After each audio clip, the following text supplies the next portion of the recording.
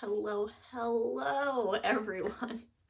Welcome back to my channel. My name is Hannah, if you're new here. I had so much fun doing my reading guide to Silvia Moreno Garcia that I decided to continue on with this style of video and talk about another favorite author of mine, N.K. Jemisin. I cannot hold all of the books of hers that I own, so you're just gonna have to see all of the novels of hers that I have, as well as others on my shelf.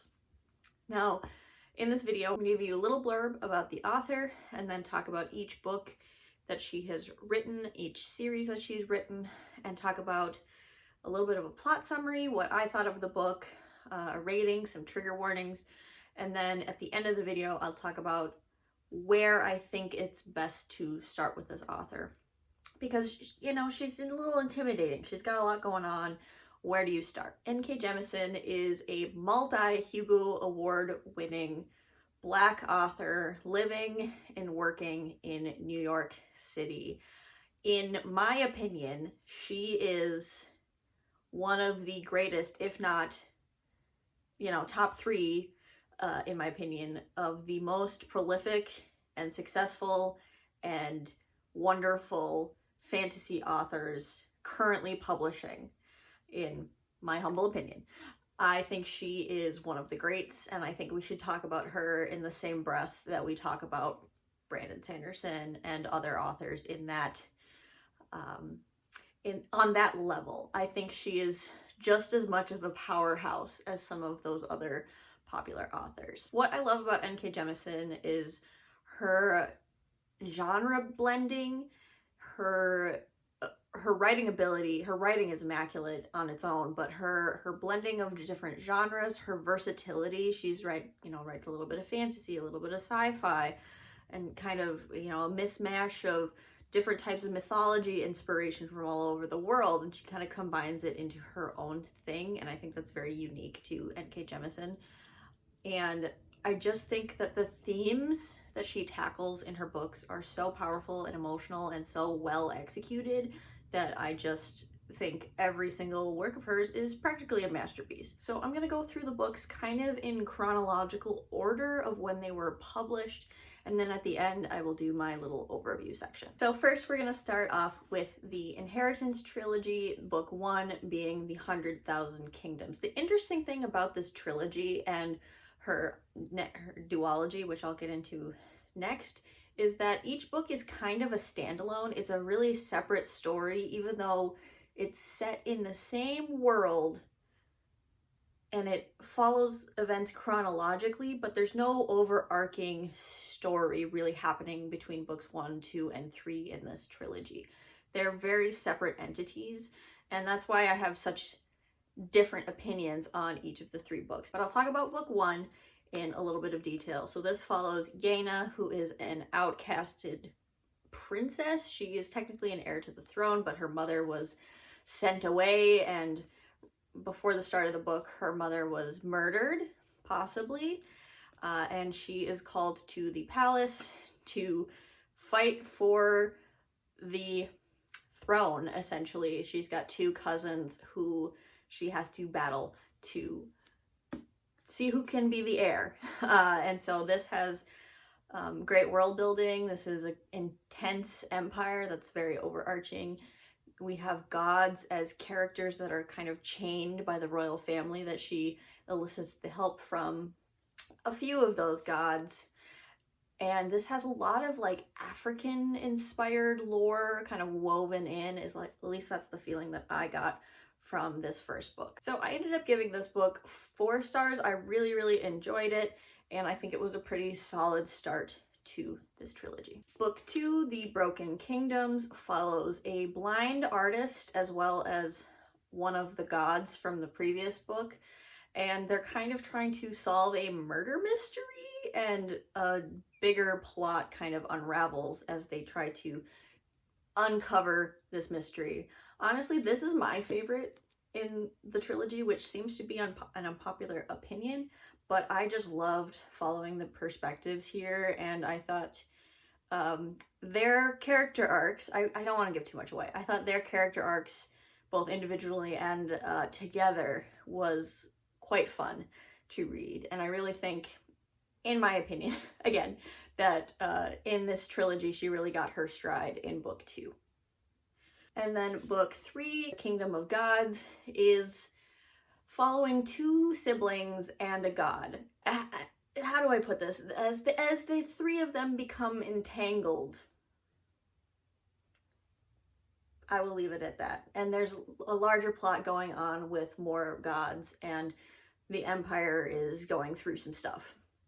And in my opinion, I liked this one the least of the 3, and also that seems to be an unpopular opinion, but it's still a really solid book and still a very good ending to the trilogy. I ended up giving book 3 3 stars. I still enjoyed it, but not as much as book 2 and 1. What I love about this trilogy is that it feels like a classic fantasy, and it feels like familiar in some ways, but with the, you know, the mythos that N.K. Jemisin is building with this book, that feels very fresh and unique. So it's this beautiful blend of like classic tropes that we love as fantasy readers, but kind of woven in a different way and repackaged beautifully. I think she does some wonderful things in this trilogy.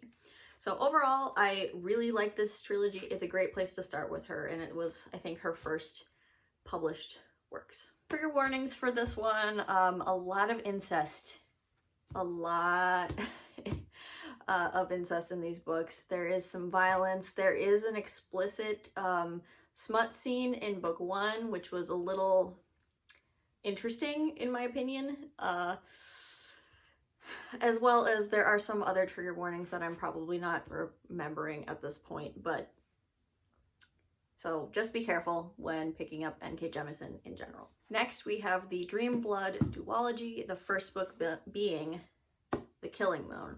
Now, this book is about this magical place called Gujara, and in Gujara, there's a couple different types of magic that is, you know, that people can use. One of them is Dreamblood. So we follow an apprentice and a master priest who harvest Dreamblood from people who are dying. And so it's kind of a ritualistic killing, and then they harvest this Dreamblood fluid in honor of the goddess, and they can use that Dreamblood for various things. And there's other types of magic as well, but that's kind of the main one, the main focus of this book. We also have a third perspective of kind of an ambassador from another city, as she's coming in from like a political standpoint. So we follow the young apprentice, the master, and kind of that third ambassador type character as they are uncovering some deeper plots and possibly some corruption, both in the government and in the temple itself. Now, I will say, this is probably her weakest work. I hate to say that. I still enjoyed my time reading this, but I do admit that it is very slow paced, and the perspectives of the apprentice and the master priests are very much identical, and they also have kind of this weird romantic tension between them that is not resolved in a satisfying way. So there's a little bit of weirdness there. There's an age gap. It's kind of a little bit of like, is it grooming, or are they just like a father-son dynamic? It just gives kind of the ick in this one. And also it's so slow paced that like the first 50% of the book, you have no idea what's going on because there's like not really anything happening. And then the second half of the book really flies. So there's a little bit of some pacing issues with this one. Overall, I thought this was pretty good, and I ended up giving it 4 stars just because I did think the latter half of the book was stupendous. Like, I really liked the ending of this book, but know that going into this one. And then we have book 2, which is The Shadowed Sun, and I honestly, this is one of my favorite, this is my top 2 N.K. Jemisin works. I don't know if it's my favorite. I keep waffling back and forth between this and another work, but this one is so solid that I truly believe it's worth it. Reading book 1, just to get to book 2. I know I don't like saying that, but it's true. And in this one, we're following a couple of different perspectives. Again, this feels like a standalone because the first book wraps up really nicely, and then we're following like different characters in book 2, and it's kind of a different plot. So you could probably read this as a standalone as well. But there is a pandemic happening in this book where people are falling asleep and then they are unable to wake up, and they are plagued by nightmares. And so we're following a couple different characters in this one as well. And in this one, I truly believe the plot is stronger, the characters are stronger, the world building is really established in this one, and there's also a really cute romance in this one. I really enjoyed the romance in this book. I think I gave this one 5 stars. I really like this one. A lot of trigger warnings for this one though, especially parental abuse, incest, you know, pandemic stories, violence, torture. So just, again, be careful with any of N.K. Jemisin's works. Next, we're going to talk about probably the most critically acclaimed and popular of N.K. Jemisin's works, which is the Broken Earth Trilogy, the first book being the 5th season. And this was how I was personally introduced to N.K. Jemisin, and wow, what an introduction this was. In this book, we are following 3 perspectives. The first is Aesun, who is a mother, and one day she comes home and finds the body of her son, and her husband and daughter have disappeared. So Aesun, after a period of mourning, goes on a revenge quest to find her husband and kill him, and then take her daughter back and save her from the husband. So trigger warning for parents in this one. That is literally the opening scene, so just be gentle. The second perspective is a young woman named Cyanite, and she is a sorceress. She is an Erogyne, and Erogynes have like earth magic, and she is a student at the, you know, magic school, and she is tasked with, how do I put this, becoming pregnant by one of the master magicians, magic users, and his name is Alabaster, and he is much older than her, but he is so powerful, and so is, you know, Cyanite is showing signs of also being super powerful. They want to breed the two of them to make a really powerful baby. So yikes. The third perspective is a young girl named Demaya who is just manifesting her powers, and she gets swept away by a mysterious mentor named Shafa and shuttled to the magical school. So we're following all those 3 perspectives, and the perspective of Aesun is in second person, so you are doing these things. And again, I think that can be really off-putting for a lot of people, especially with the opening scene. You know, you are finding the body of your child.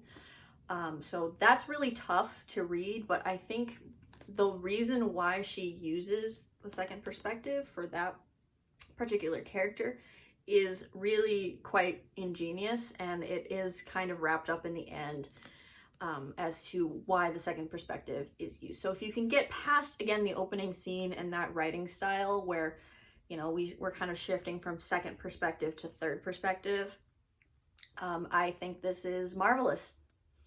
The world is ending, and we're following these 3 characters to see what happens. And it's between this book and The Shadowed Sun. These are my 2 top N.K. Jemisin works. This is a 5 out of 5, a 10 out of 10, an 11 out of 10. This is such a good book. What I love about this series as a whole is that I felt so very clearly what N.K. Jemisin was trying to accomplish in terms of an allegory about bigotry and how the magic users are used for their powers, but then also suppressed because of their powers. And I had to put the book down at one point because I could just feel the real pain of that prejudice and that suppression in her voice. I could hear her sorrow about, you know, the state of racism and bigotry in the United States. I could really feel those emotions coming off the page, even though this is a fantasy, a sci fantasy work with, you know, magic and everything going on. And yet somehow I felt the real emotion in this book. And that's why I love it so much. Not just the plot, not just the characters, but the themes and the raw hurt and feelings in this one. I was so moved by this entire trilogy. Unlike N.K. Jemisin's previous stories and previous series, the Broken Earth trilogy is a true trilogy in that book 1 to book 3 is one contiguous story arc, so I don't really want to get into book 2 and 3 as much, just because I don't want to spoil things. But the entire trilogy as a whole is fantastic. Book 1 is my favorite, but the other 2 are also 5-star reads and really solid. One that I do not own physically on my shelves is How Long Till Black Future Month, which is N.K. Jemisin's anthology of short stories, both science fiction and fantasy, and I ended up giving this collection 3 stars. Sadly, I loved a few of the stories in here and loved them so much, but N.K. Jemisin has talked about this in interviews where she'll write a short story, and if she likes the short story, she will develop it into a full novel. So some of the stories felt like rough drafts for her full-length work. You might find that fun and interesting, but to me, I had already read that story, you know what I mean? Because I'd already consumed all of her novels first before reading this anthology. So overall, I think there were some really solid, really excellent stories in here, but skip the ones that you've already read, technically, if that makes sense. Then we have The City We Became, which sadly is like 1/2 inch to 2 inches taller than all my other books. But this is a love letter to New York City. We are following 5 different perspectives, and each of the perspectives represents the different boroughs of New York City, and they have to come together to help the city be born in this universe. Cities, when they become big enough and they've been around long enough and they have enough, you know, culture and things going on, it's pretty established, the city will go through a birthing process where it will manifest in like a person and develop magical powers as a city. And so these 5 people have to come together to help birth New York City. But there is an alien. There's an alien presence who is trying to stop the birth of New York City. So this one's a little bit kooky, a little bit weird, a little bit different from all of her other works. This is her, you know, urban fantasy. And I love this, but I recognize why people don't. This is incredibly slow-paced, very slow-paced. She really takes her time with this one. We follow so many perspectives, and if you don't love New York City, you probably won't love this book, because it truly is the author's raw love for the city that she lives in. You can just feel it, and if you don't feel that way, this might be a little off-putting to you. This isn't my favorite of hers, but I still really liked this one, and I ended up giving it a 4.5 out of 5 stars. If you're a big N.K. Jemisin fan already, I would try and pick this one up, but I recognize it's not going to work for everyone, and it's probably not for beginners either. There's a lot going on, but at the same time, not a lot going on, if you know what I mean. The last works we're going to talk about is the Far Sector comic book series. I can hardly hold them up. They're very slippery. But Far Sector is a Green Lantern science fiction comic book series by N.K. Jemisin, illustrated by Jamal Campbell. This is about Jo, who is a fresh new Green Lantern, and she is sent to the farthest reaches of the galaxy, to this planet. And on this world, the there are 3 races of beings, and these 3 races almost annihilated each other in civil war. The 3 races have come together to create an anti-emotion concoction, so they don't feel anything, so they won't kill each other. And that has been what has sustained them as a society for the last 500 years. Well, one day, Joe is called because there is actually a murder that happens for the first time in 500 years on the planet, and they don't know what to do. So Joe is called to solve the crime as well as uncover what's really going on, how this murder was even took place, is the agent no longer functioning, etc., etc. This comic series, I feel, has a very strong start. The first, I don't know, 7 volumes were really, really strong, and I gave like 4 or 5 stars to each of those.